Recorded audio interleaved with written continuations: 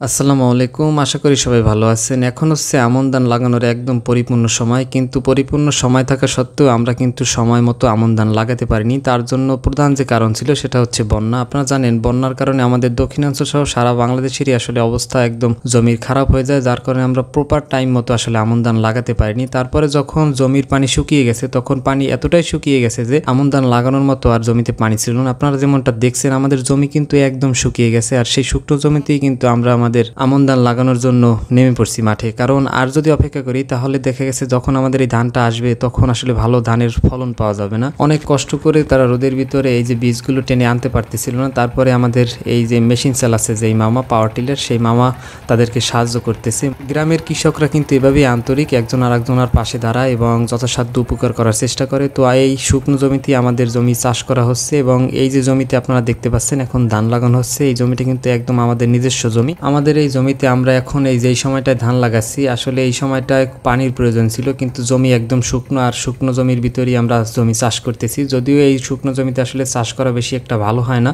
অর্থাৎ জমির গুণগত মান ভালো হয় না, তারপরেও আমাদের চাষ করতেছে। কারণ আমাদের নিজস্ব যেহেতু পাওয়ার টিলার নেই, তো যার কারণে আমরা অন্যের পাওয়ার টিলারের উপর নির্ভরশীল, তাই বাধ্য হয়েই এখন আমাদের জমিগুলো চাষ করতে হচ্ছে। তো তারপরেও পাওয়ার টিলার মামা যথাসাধ্য আমাদের জমিগুলো ভালোভাবে চাষ করে দিচ্ছেন, এবং সেই সাথে আমরা চেষ্টা করতেছি বালতিতে একটু একটু পানি এনে জমিতে ছিটিয়ে দিয়ে জমিটা যাতে ভালোভাবে চাষ করা যায়।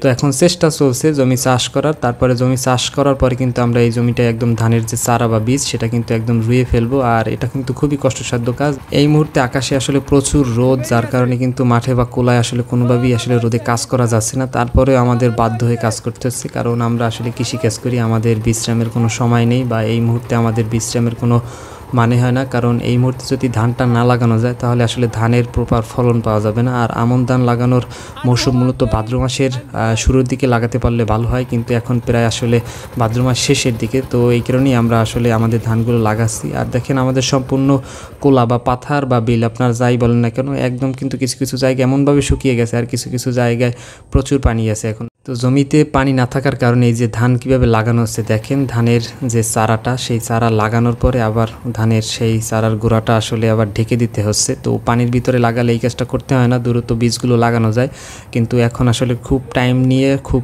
নিখুঁতভাবে এই ধানগুলো লাগাতে হচ্ছে। আর আপনাদের মাঝে এখন প্রশ্ন আসতে পারে এগুলো কি ধান আমরা লাগাচ্ছি। এগুলো আমরা স্থানীয়রা আসলে মোটা ধান বলি। প্রকৃত যে দেশি ভাতের চাল সেটা কিন্তু আমাদের এই ধান থেকেই উৎপাদন করা হয়। আর আপনারা বাজার থেকে যে একদম তেলের মতো পিচ্ছিল মোলায়েম যে চালটা কিনে খান, সেই চালটা আসলে অর্গানিক বলা যায় না। অর্গানিক আসলে ধান এটাই।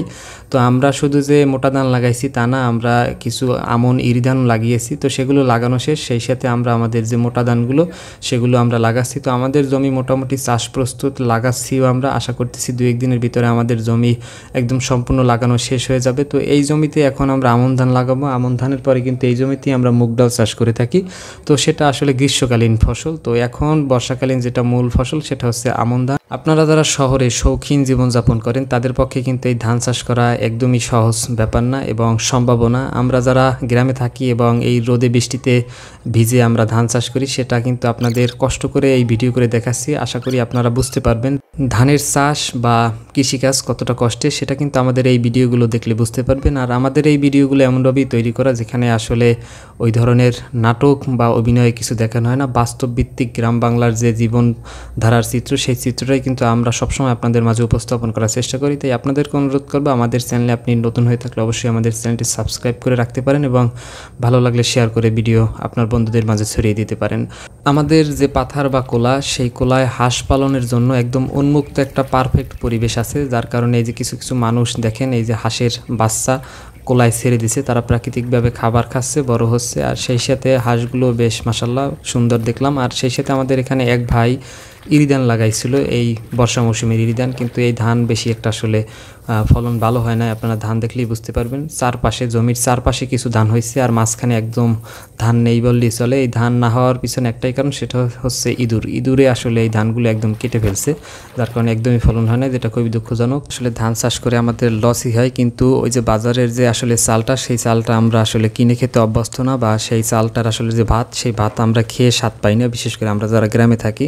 বাজার থেকে থেকে আপনারা যেই চালটা কিনেন আসলে চালটা একদম তেলতেলে একটা ভাব থাকে, আর সেই ভাতটা আসলে 3 বেলা খাওয়া যায় না। আমরা মূলত গ্রামে যারা থাকি তারা মূলত আসলে এক বেলা রান্না করি, অর্থাৎ প্রতিদিন আমরা দুপুরবেলা যে গরম ভাতটা রান্না করি সেটা রাতেও খাই, আবার সকালবেলা আসলে পানি ভাত হিসেবে বা পান্তা ভাত হিসেবে খেয়ে থাকি। যার জন্য আমরা যে অর্গানিক এই যে মোটা ধানটা চাষ করি, এই ধানের যে চালটা সেই চালটা একটা পারফেক্ট চাল, যেটার ভাত আসলে সকালবেলাও নষ্ট হয় না, একদম ভালো সতেজ থাকে এবং যেটা স্বাস্থ্যের জন্য উপকারী। তো এখন আবার অনেকে আসলে পান্তা ভাত বা পানি ভাতকে পছন্দ করেন না, তুচ্ছতাচ্ছিল্যভাবে আসলে অনেকে অনেকভাবে বলে থাকেন। আসলে আমরা ভাই গ্রামের মানুষ, আমরা 90% মানুষই আসলে এভাবে খেয়ে জীবনযাপন করে থাকি। আপনারা হয়তো বা শহরে বসে সেটা জানতে পারেন না বা জানেন না। আসলে এটাই বাস্তবতা, এটাই গ্রামের মানুষের বাস্তব জীবন। আমরা আসলে 200 টাকার জন্য যে পরিশ্রম করি সেটা আপনি বাস্তবে দেখলে বুঝতে পারবেন, না দেখলে আসলে কিছুই বুঝতে পারবেন না। সত্যি আসলে গ্রামের মানুষ আসলে এক মুঠো ভাতের জন্য অনেক কষ্ট করে। সেই তুলনায় ঢাকা শহর গিয়ে আমরা আসলে যেই দৃশ্যটা দেখে অবাক হই সেটা হচ্ছে বড় বড় উঁচু উঁচু দালান কোঠা, 10 তলা 20 তলা, সেই সাথে রাস্তায় কোটি টাকা লাখ টাকা দামের গাড়ি। আসলে আমাদের তখন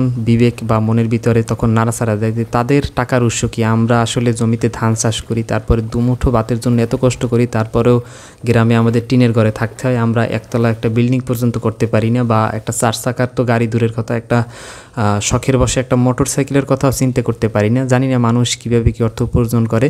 যদি আপনার মেধা সত্যিকারের অর্থেই থাকে তাহলে ধান চাষ থেকেও আপনি বা কৃষিকাজ করে আপনি ইনকাম করতে পারবেন, এটা আসলে আমি বিশ্বাস করি। তো আমি চেষ্টা করতেছি কৃষিকাজের যে অত্যাধুনিক প্রযুক্তি সেই প্রযুক্তিগুলো আস্তে আস্তে ব্যবহার করে ধান চাষ এবং কৃষিকাজকে যাতে একটা লাভজনক পেশায় পরিণত করা যায়, মানুষ যাতে কৃষিকাজকে একটা সম্মানের পেশা হিসেবে দেখে, সেই লক্ষ্যে কাজ করা। তো এতক্ষণ যারা কষ্ট করে ভিডিওটা দেখলেন সবাইকে অসংখ্য ধন্যবাদ। ভালো থাকবেন সবাই। আসসালামু আলাইকুম, আল্লাহ হাফেজ।